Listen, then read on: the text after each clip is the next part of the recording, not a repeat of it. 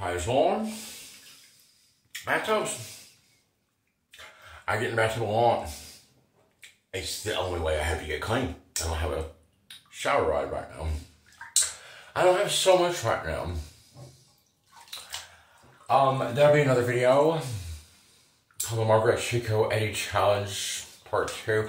Margaret, that video is really just a plea for help if you can help find some other people. That's what that video is going to be about. So I'll probably have it up tonight. This video is this video, however, is going to be, well, let's do the bathtub intro. If you're new to the channel, hi, I'm Nathan Thomas Acosta. Welcome to U.S. history, pretty much. Bathtubs are a really great place for many people, homeless people, particularly me. I love bathtubs. So did my great-grandfather, Harvey Hawks. He liberated France in World War I, and then he came back to the bathtub, well, to the one he had, and he said, I need a bigger one. He got the big, he was really tall, and he has a big bathtub, or he did before he passed. And then the Boomers and the family sold Granny's house for cold hard cash twice. And the second time they sold it outside the family while I was homeless. And Bonnie Foley can deal with that. Everything that we got coming for her. I'm selling our Granny's house for cold hard cash while I'm homeless. She's not the only Boomer that did it. Her husband Timothy Foley did it too. So did like Joseph Foley and Veronica Foley. Joseph and Veronica Foley gave birth to Matthew and also a daughter much later.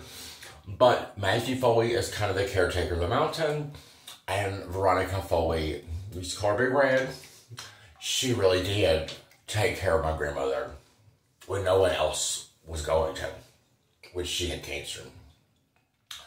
There's also Teresa Foley. Teresa Foley she's kind of the queen of the family. I might be the leader of the family, but I'm trying to designate Teresa and put her really in this respectable high place because of what Michael, her husband, next husband, and my Aunt Nora did. My dad's brother and my mom's sister when they had their very sinful sleepover. Breaking the hearts of 2 million West Virginians and our families, children's, grandchildren's, grandchildren, and on, by doing that. So wrong, and it is super relevant that I keep bringing it up. Because Uncle Mike's portrait is in U.S. Senator Joe Manchin's office. And Senator Joe Manchin is a sinful boomer who doesn't care. So we're going to have to find some reasons for him to care. About Tom Acosta getting resolved. And just him understanding, I think his wife Gail Manchin is forever beautiful. But this video, you'll be finished the bathtub. So, great-grandfather Harvey Hawks. I never met him. He died in 78. No, 76. He died in 76. Granny came back up from Florida with baby John on her hip and feeling, I would say, like, where everything I'm going through. One place that I think a lot about this family a lot is, where was the family in 1978? In 1978, particularly my mother's side of the family. For my dad's side of the family, he graduated high school in 1977. He was in love with Rita. He was not needing to be resolved at the time.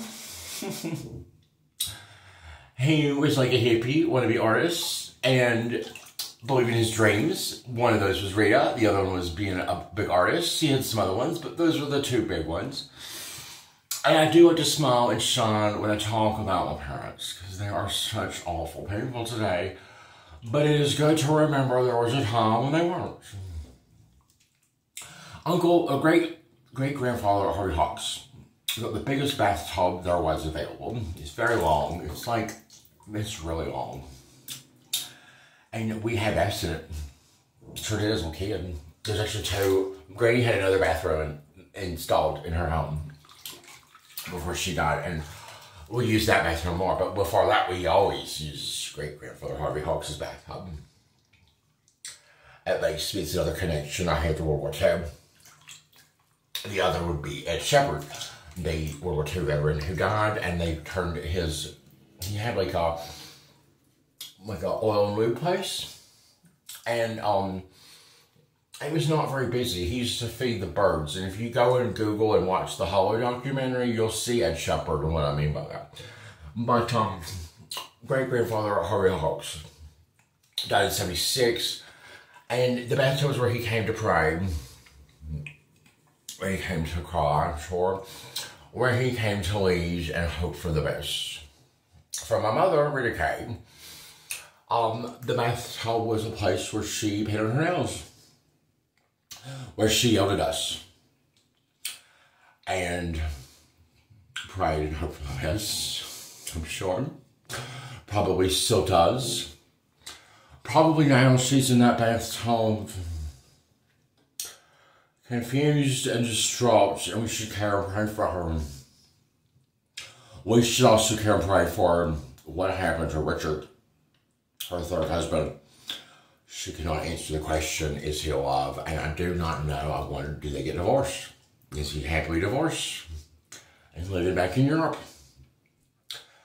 I know that Richard was working at a food bank the month after I survived 3 worst nightmares of anyone's probable imagination. That would be being homeless before, during, and after being kidnapped, interstate kidnapping. I haven't talked much about the kidnapping, but I think I might start. And one of the reasons is I do want to forgive one of the kidnappers. That would be a story. Reason to subscribe to the channel and stuff. I do think that that person might also have a place in their life where they, you know, are ready for forgiveness, and it would be the most beautiful thing. I think they could also possibly, depending on their actions and stuff, might be helpful in resolving Holocaust and making the world a better place. I really do, in a lot of ways. I hope and pray those things can happen. So that's it for the bathtub. But this video is going to be a talk to the boomers in my hometown. Hometown boomers in a bathtub. Some sort of title like that. What we should know about them? Well, they matter. All boomers matter. They do.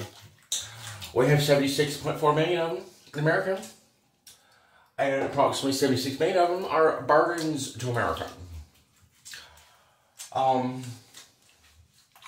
homeless across this nation, moving from Denver to Atlanta, back to Colorado, to West Virginia, to Colorado, to San Francisco, to the Pacific Ocean, and back to Colorado. Over 725 days while homeless. The other nightmare I was surviving behind being homeless and the interstate kidnapping. Interstate kidnapping happened in March 2023. It originated in Charleston, West Virginia at the Taco Bell in East End. That's where the kidnapper I want to forgive, who I had known. I did know this individual. I had met him 3 times, 8 years previously. We went on dates. And he was overall someone that wasn't my first pick, but that Taco Bell was going to be closing and I needed somewhere to go, and my other plans that night had changed. Beyond my control. So he was the one that did come and pick me up, and then the other kidnapper is the real menace.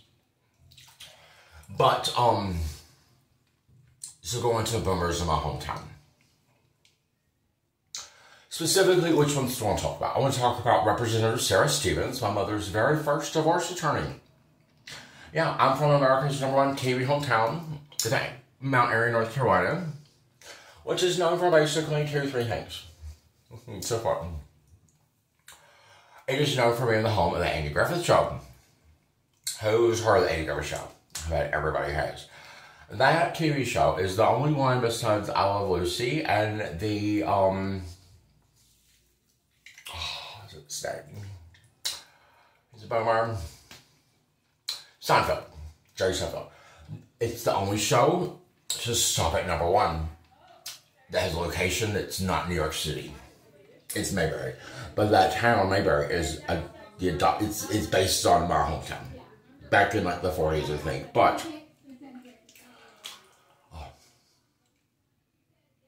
people up there.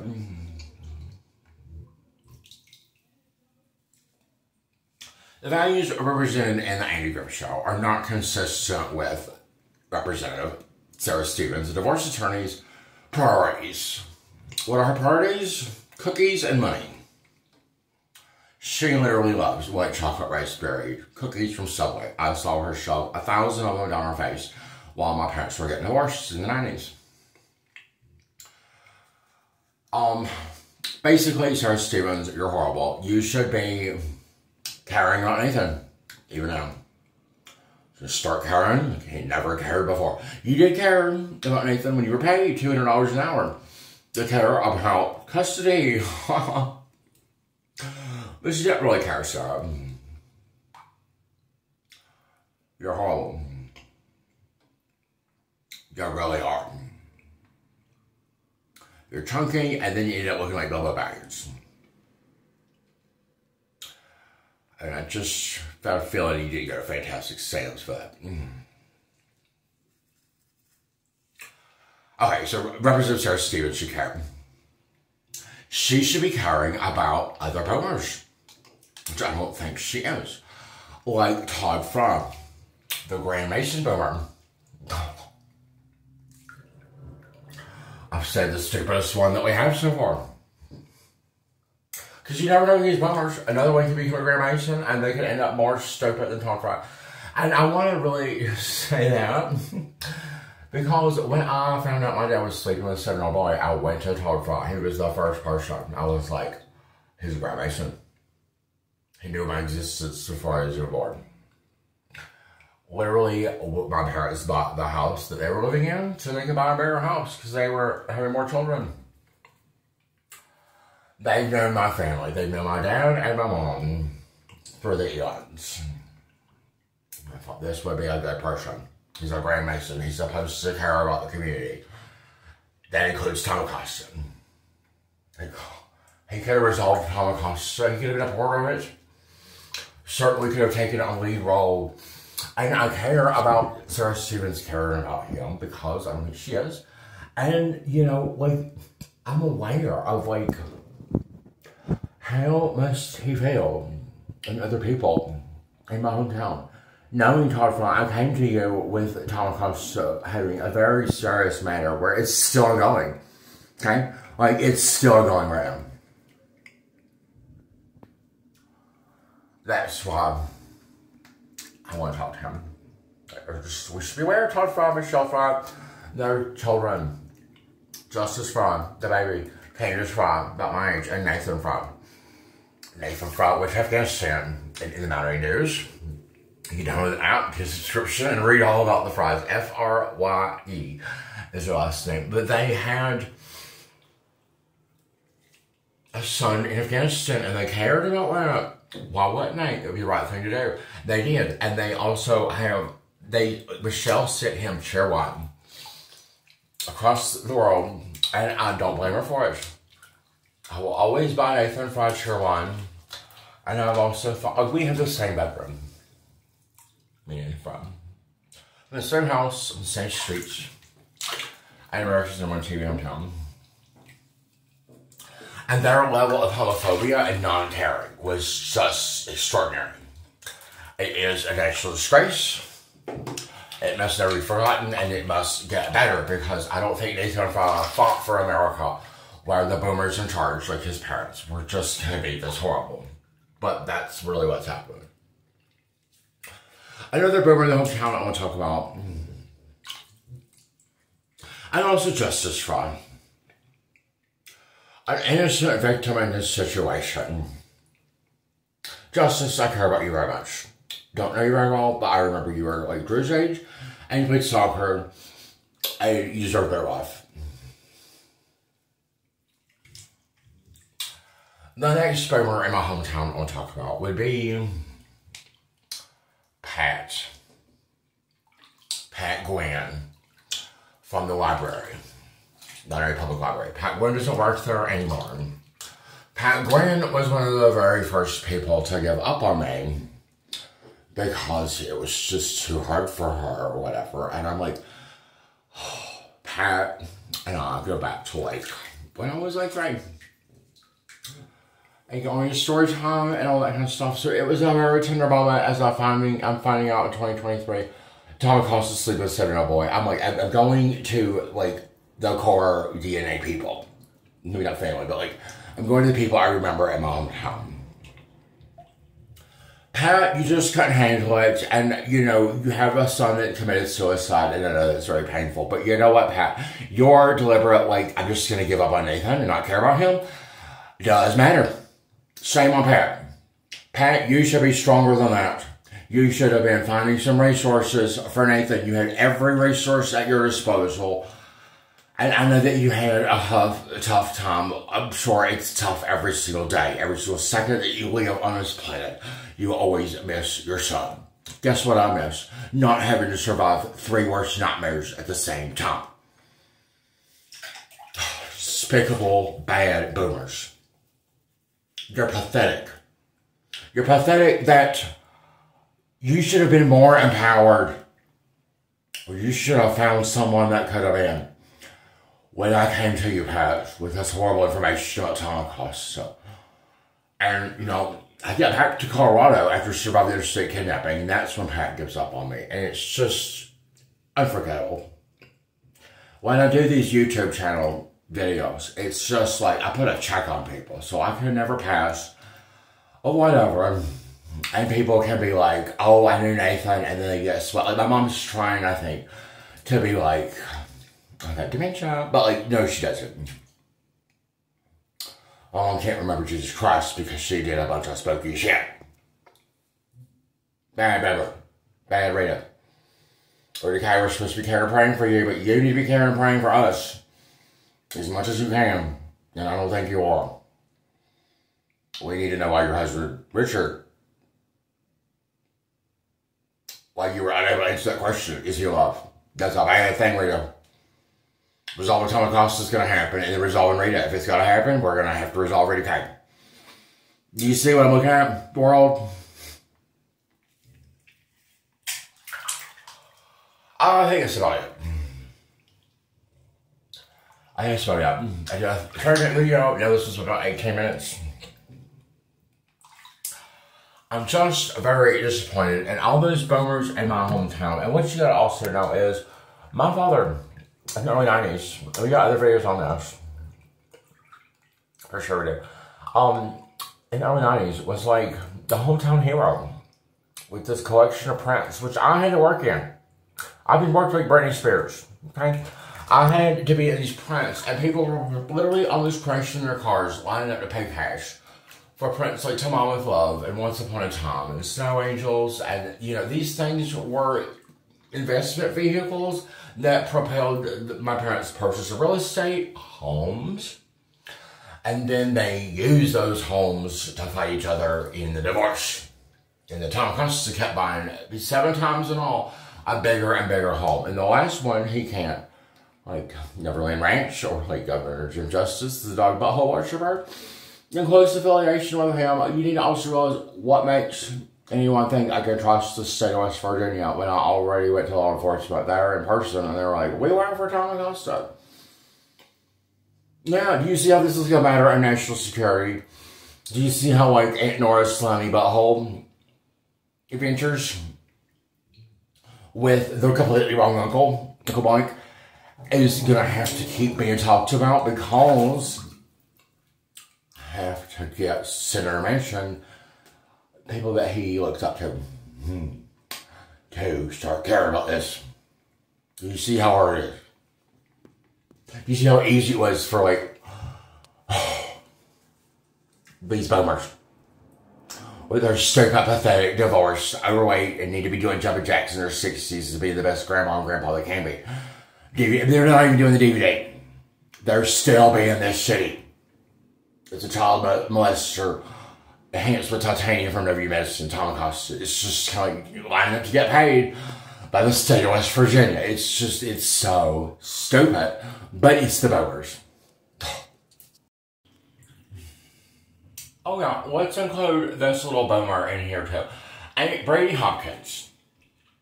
Of Wilkes County, North Carolina, but the same district Sarah Stevens, my first divorce attorney, represents. Brady Hopkins gave me a ride early on in my homelessness journey. I was walking down US 421 after someone attacked me with nunchucks. I was at my friend Harold's, who's a Vietnam veteran, a very honorable person. Also a boomer, but like, he can't help him. Brady Hopkins, though, is an honorably discharged U.S. Air Force veteran who said to me when I was in San Francisco, why don't you hitchhike yourself back to West Virginia and go rescue the boy yourself? And then like a scared little boomer bitch he is. He blocks me. Brady, you don't have to answer to God on that, and I don't think that it's doing Wilkes County any good for you to be being this ridiculous, complaining to me about your truck payment and you can't stop drinking alcohol, and then you can't help. And I try to get you to help with the fries, and then you end up being the boomer that says, why don't you hitchhike yourself back to West Virginia and go rescue the boy yourself? You are a disgrace to the U.S. Air Force. You're an honorably discharged veteran, but you're not very honorable, Brady. Bad boomer. Okay, is Brady a Freemason? He sure the fuck is. Denver, y'all be on town airport? Why don't you come show me some boomer best and let's get Tom Acosta resolved if you Freemasons can handle it.